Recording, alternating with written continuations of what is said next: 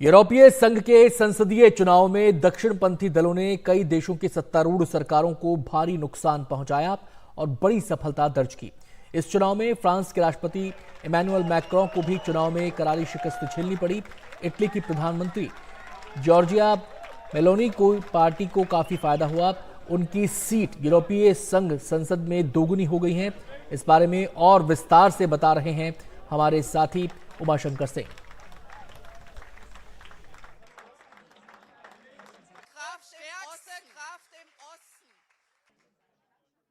यूरोपीय संसद के चुनाव नतीजे बता रहे हैं कि यूरोपीय यूनियन का जो विधायी काम है, यानी कि नियमों को बनाने और कानूनी प्रावधानों को तय करने की जो प्रक्रिया है वो अधिक जटिल हो सकती है।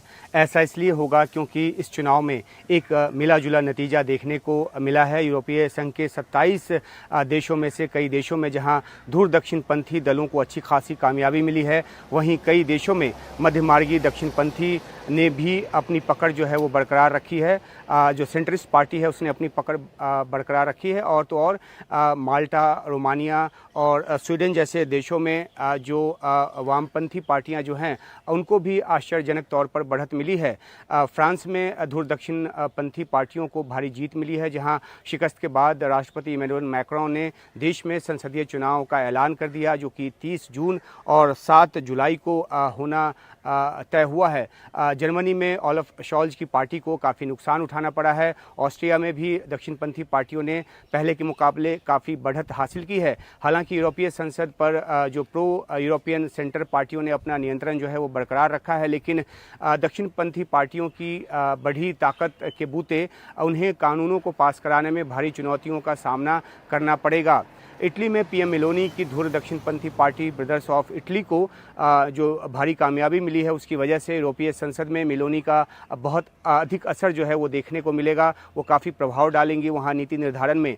नीदरलैंड्स में हालांकि फार राइट पार्टी दूसरे नंबर पर रही है, लेकिन यहाँ भी उसकी ताकत में जो इजाफा है वो हुआ है। जिस तरीके से एक तरफ दक्षिणपंथी पार्टियाँ और दूसरी तरफ वामपंथी पार्टियों की ताकत यूरोपीय संसद में बढ़ी है, जाहिर सी बात है कि इससे मध्यमार्गी जो सेंट्रिस्ट पार्टियाँ हैं उनको नीति निर्धारण में दोनों तरफ से चुनौतियां आएंगी। दोनों तरफ से संतुलन बनाने की कोशिश जो है वो करनी पड़ेगी।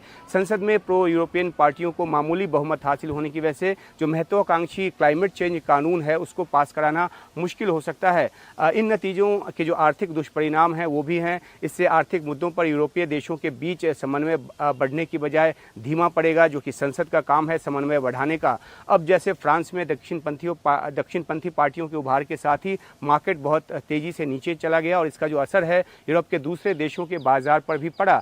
यूरोपीय यूनियन दुनिया का सबसे बड़ा इकोनॉमिक ब्लॉक है और जाहिर सी बात है कि जब यूरोपीय संसद में कानूनों को पास कराने में दिक्कत आएगी तो इसका जो असर है दुनिया की अर्थव्यवस्था पर भी पड़ेगा। वो इसलिए क्योंकि यूरोपीय यूनियन का एक ब्लॉक के तौर पर दुनिया के कई देशों से या अलग अलग देशों से जो भी समझौता होता है या संधि होती है उसे यूरोपीय संसद ही मंजूरी देती है। तो कुल मिलाकर एक कॉम्प्लिकेटेड सिचुएशन जो है वो पैदा हुई है। अब देखना है कि किस तरह से जो सेंटर की जो पार्टियां हैं वो कैसे सेल करती हैं इन चुनौतियों के बीच, जहां दक्षिणपंथी पार्टियों से उनको भारी चुनौती मिलेगी।